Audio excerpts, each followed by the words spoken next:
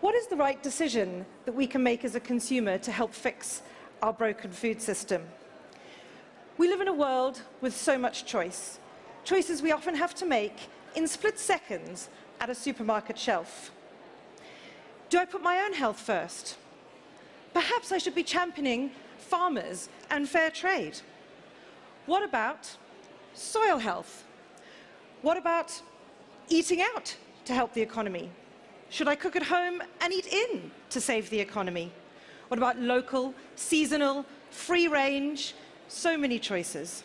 And none of those answer the question, will my children eat it?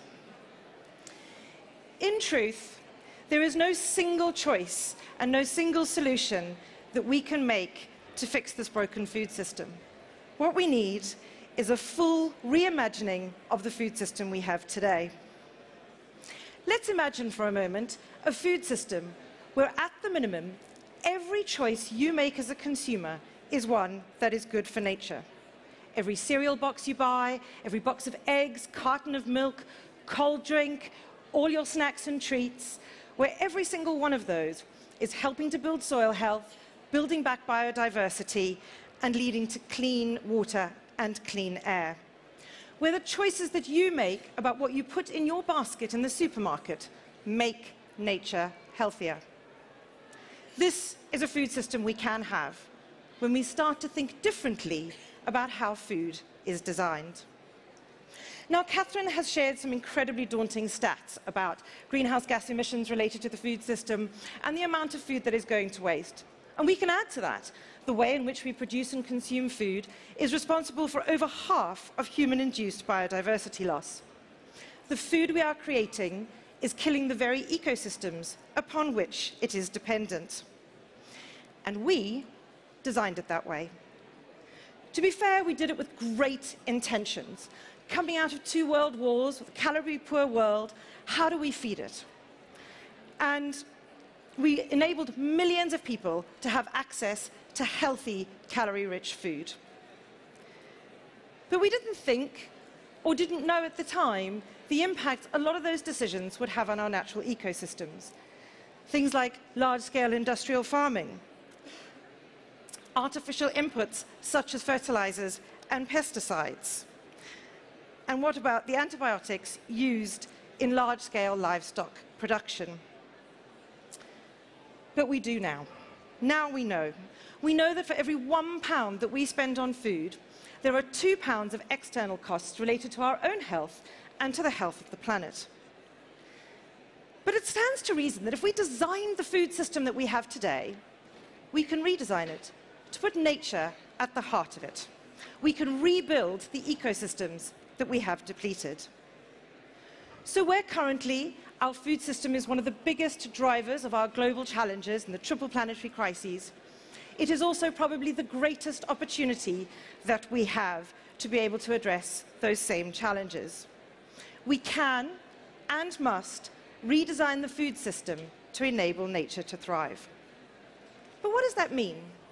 Well, it means that we need to design a food system that enables farmers to farm like Tamalu Farm in Kenya, and not like Tamalu's neighbors.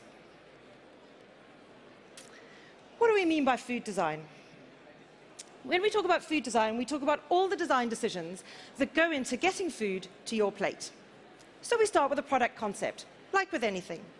Then we think about the ingredients that need to go into it. From there, we think about where those ingredients are sourced from.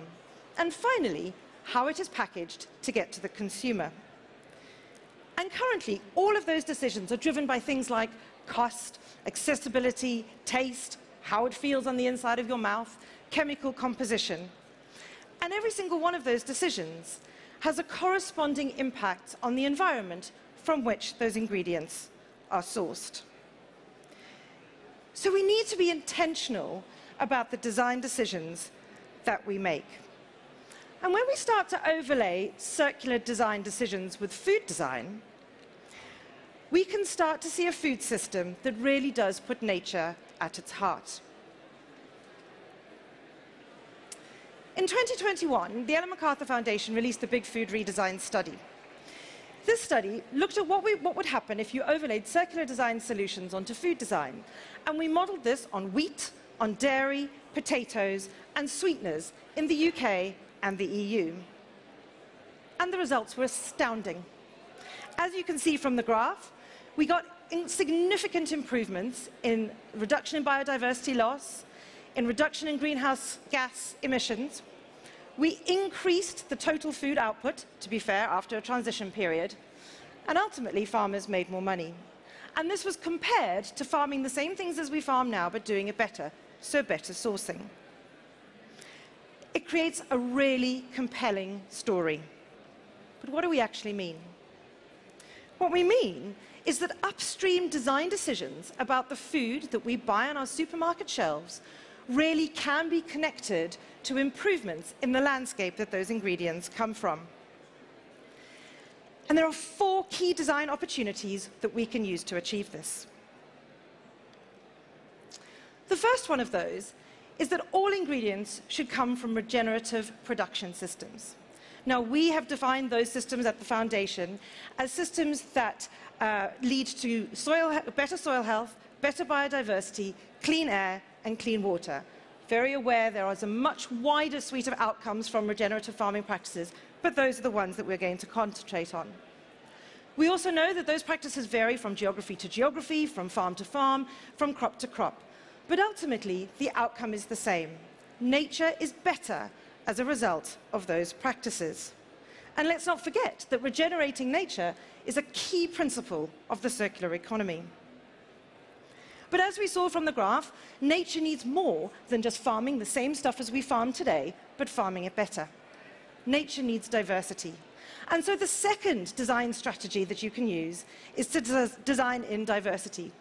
Diversity of ingredients, but also diversity of variants. So, maybe instead of using the Cavendish banana, which is the regular banana that we all see on our supermarket shelves, you design a smoothie using the Indian apple banana, which is smaller and more flavoursome. And by doing this, you signal to banana growers that there is a market for them to plant and grow banana varieties that are more suited to their local context, that are more resilient, and therefore require less artificial inputs. And that is exactly what Kenco did when they designed their purple smoothie that you can see on the screen. But we also need more than this. So the third design opportunity that you can use is lower impact ingredients. Now, Catherine mentioned livestock, and there is a lot of debate about the role of livestock in the food system. And there is no doubt that moving away from animal proteins and using more plant proteins is going to have a significant effect on our landscape and greenhouse gas emissions. But livestock also play a really, really crucial role in a regenerative farming system through their natural fertilization and tilling capabilities. So lower impact doesn't just refer to moving from less but better sourced animal proteins to plant proteins, but also about the kinds of crops that you are using. So perhaps you might swap some of your wheat for something like legume, pea flour, like Brave Cereals does. This signals to farmers that they could plant or intercrop with their wheat legumes which lock in nitrogen, again, leading to less reliance on artificial inputs that clog up our waterways and ruin our soils. The last design strategy that we're going to look at is upcycling. Now, keeping products and materials in use, or nutrients in the case of food, is another key principle of the circular economy. And upcycling from what is currently considered waste can deliver huge benefits in terms of both financial and in terms of land sparing for the need to plant virgin crops, therefore reducing the land use requirements of our growing food system. As Catherine has said, much of the food that's produced goes to waste, and if not to waste, it gets cascaded through animal feed and then into compost. But let's imagine for a moment that we harvested from all the on-farm crop leftovers sucrose and cellulose to produce sugars or building materials. In fact, our modelling through the Big Food Redesign study showed that we just needed to take 1.5% of all the on-farm crop residues to take out sucrose and create glucose syrup, which would more than adequately cover the global need for glucose syrup and spare a land the size of Luxembourg from planting virgin crops. So there are 4 circular design strategies that are needed to put nature at the heart of our food system. And that, coupled with packaging that supports a circular economy, and we created a circular design for food framework that can be used to guide food decisions as a designer. But can this really work? And it's all very well to have reports and modeling. Can we actually design food products for nature to thrive?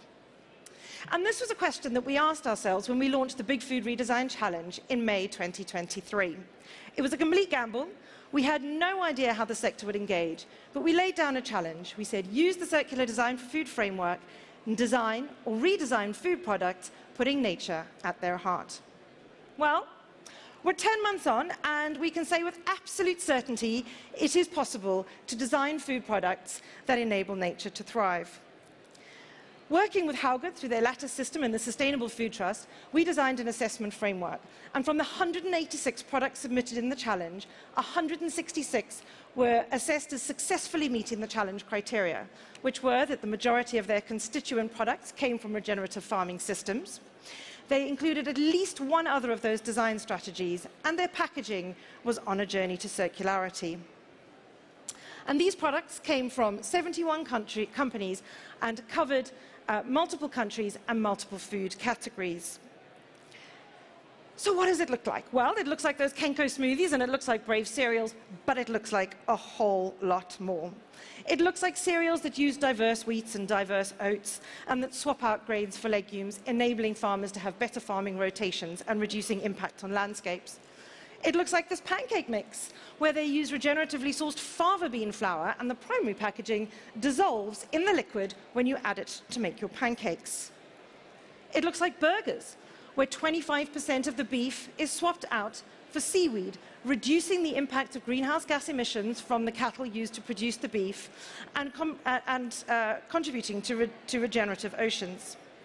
And sticking with the regenerative properties of seaweed, and I know Bren is going to talk about that in a little bit, it looks like beer, which I've tasted and is absolutely delicious, grown using regeneratively farmed grains and flavored using seaweed from a local regenerative ocean farm. It looks like our ready meals. Stoke's fantastic range of ready meals, which swap out all the animal proteins for plant proteins, and where the plants are grown in organic farming systems. But it also looks like a delicious ready meal beef bourguignon, where again a percentage of the beef is replaced with mushrooms. Delighted to share, it also looks like some of our absolute favorite treats, like Nutri candies, which are from Latin America, where the cocoa is grown in agroforestry systems, and they also use ingredients which come from the cocoa processing process. It looks like beloved chocolate bars, where they use interesting ingredients like spirulina, which add to the health properties of the chocolate, but also diverse ingredients. Or Rio Nueva's drinking chocolate, where they're working with Ecuadorian cocoa farmers that work in regenerative farming systems. So it means that our indulgent snacks are really good for nature, even if they are a bit naughty for us. It looks like banana peels that have been upcycled to make a delicious new sack that is flavored, sweetened with coconut sugar. And it looks like gin that is made from no grains at all. Working with heritage apple farmers, Amalthea Dry Gin uses apple to make its base spirit, and the refills come in an aluminium bottle. I guess what I'm trying to say is it looks exactly like the kinds of things that we buy today, only with intentional, nature-enhancing design decisions built into those food products. And it's not just the Ellen MacArthur Foundation and the 71 organizations involved in the Big Food Redesign Challenge who think that. Retailers are quickly realizing that they have a crucial role to play in supporting a more regenerative food system. In the UK, Waitrose and Fortnum & Mason have both committed to stocking a selection of these successful products on their shelves for 6 months from early 2025, bringing these products to consumers. And in Latin America, Carrefour Brazil are doing the same. But they're not the only ones. We've had huge interest from retailers around the world to be able to bring these types of products to consumers and take consumers on the journey. And it's not surprising that there's been huge interest. Our early analysis of the product has shown that overall, the suite of products is significantly better in terms of biodiversity compared to their industry standards. And overall, across all the metrics that we looked at, this suite of products, again, scores much better than their industry standards. So one of the big statistics that came out of our report was that the top 10 fast-moving consumer goods and retailers across the EU and the UK have influenced over 40% of the agricultural land in those same geographies. We know that at the moment, that influence is not giving us healthy landscapes, healthy soils. But equally, it could. And they could redesign their product portfolios, putting what landscapes need at the heart of those food design decisions. The products in the Big Food Redesign Challenge have categorically shown that it is possible. We're on a journey with these food manufacturers and retailers who've been brave enough to think differently about the kinds of foods that they try to sell us. And over the next 12 months, we're going to be working with these participants, learning from them, finding out what works, what doesn't work, what's easy, what's hard. What legislation and policy changes do we need to be able to enable this new circular food system and gear up towards normalizing circular design for food by 2030? But nobody can do this on their own. We all need to work together to really bring this to life, to put life back in our soils, back in our waterways, and to build healthy ecosystems through food. So here's a question I'll leave you with. Can you see a future where every decision you make about the food that you buy is a good one for nature? Because I can. Thank you.